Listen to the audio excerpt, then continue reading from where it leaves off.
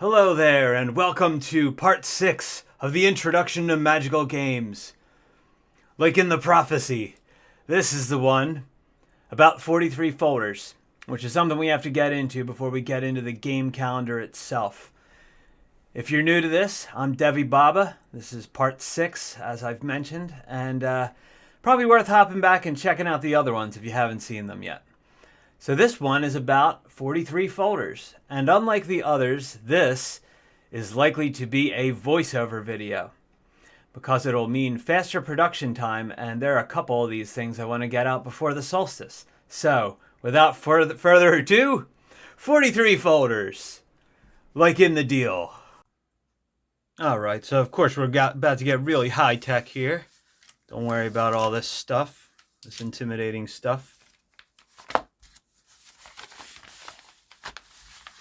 Talk about 43 folders. Alright, so you got 12 months in a year. That's your first 12 folders. And you can imagine it's a file folder. The maximum number of days in a month are 31. And that is where you get 43. So the idea goes like this. On any given day, you might have incoming tasks. Things that need to be done. But these are things that don't need to be done right away. So maybe they're going into next month. You put it into the appropriate folder for that month. And when that month comes up, you organize those things according to these other folders.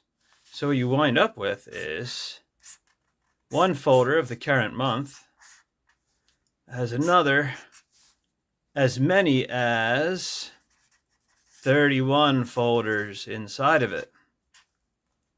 The other ones are just sitting there, those other 11 folders, because those are the months that are not happening now. And anything that's going to happen in those months, you just drop it into that folder, and when that month comes around, you put it into the appropriate day. The idea with 43 folders is that on any given day, you can pull the folder for the day you're in, and it'll tell you exactly what you need to do. So what the hell does this have to do with magical games? About to find out now. Alright, so this here is the main game board interface for how I play the game. You've got a cribbage board for different racing scenarios that lead up to boss fights. We'll talk about that. You got a bunch of Hoti statues on here. I'll talk about that at some point, but that's not what today's about. Today is about the calendar part of this. Okay, so today is the 19th. It's Tuesday, okay? Tuesday is the day of Mars. The 19th day is the 8th day of the lunar cycle. These are little descriptions pulled from cobbled together list from the Hygromantia. And today the moon is in the sign of Pisces. So that is why Pisces is pulled up here. Now at the end of the day, really at the beginning of tomorrow, I'll pull these guys down, whatever is appropriate. Actually later today, the moon will be moving into Aries. So tomorrow we'll start with Aries and all this stuff will be moved along. So any of these days are stored around the calendar. It's that that classic arrangement, the name of which is escaping me right. The Chaldean order for how these things are arranged. But you got Sunday, Monday, Tuesday, Wednesday, Thursday, Friday, and Saturday.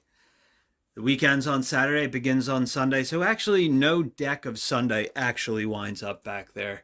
Sunday gets all worked out here on what's called the melee board. And then the cards for Sunday go immediately into my hand for the day. Or right here, which is basically just to establish what day is occurring. And when I'm in my most organized time, all of this stuff is photographed and documented. But this is not that time.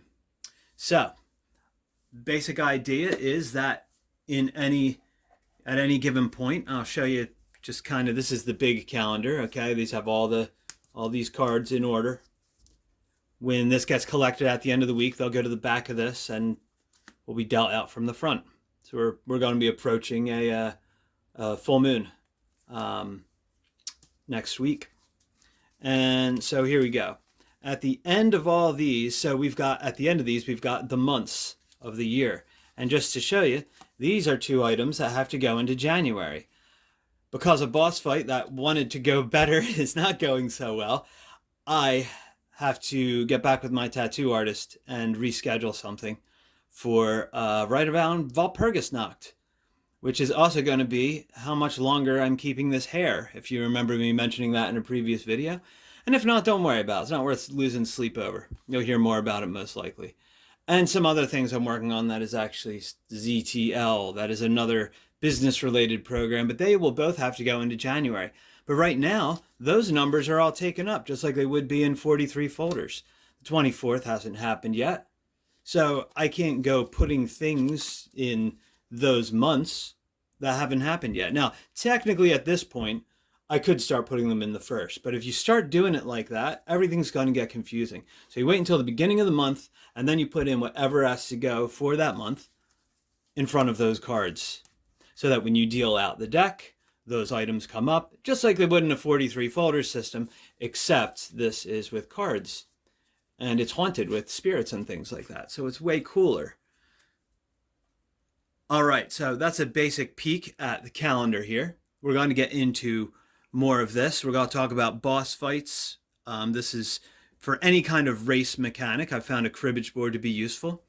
We're about to be getting into another video where I will be redesigning some of the opponents in the reading game, which usually takes place in a race kind of format. And everything in this game, you'll see, winds up having some kind of a bet component. Just like you'd put a quarter into an old arcade machine in order to play a game, every day starts with placing your bet. And when you run out of coins, you run out of credits. That doesn't mean you're out of the game. It means that the game has to be escalated in a sense. Then we talk about debt coins. We're not going to talk about debt coins yet. We're going to deal with that as it comes around, because I'm sure you all are so much more disciplined than I am, and you would never run out of coins. But if you were, there's always a way around it. So this is the basic of that. And we're going to be getting into some more stuff in the next video. The next video actually will be designing some cards. It's going to be another voiceover video, most likely, in the interest of production speed. We're going to deal with some cards for the reading race game. And I'll show you how you can turn books into little mini magical games that plug into other magical games. And how all these things kind of come together, and what all these coins have to do with boss fights and achieving goals and getting better at magic. So I think we'll step away from the game board for the time being and maybe go back to me in the chair.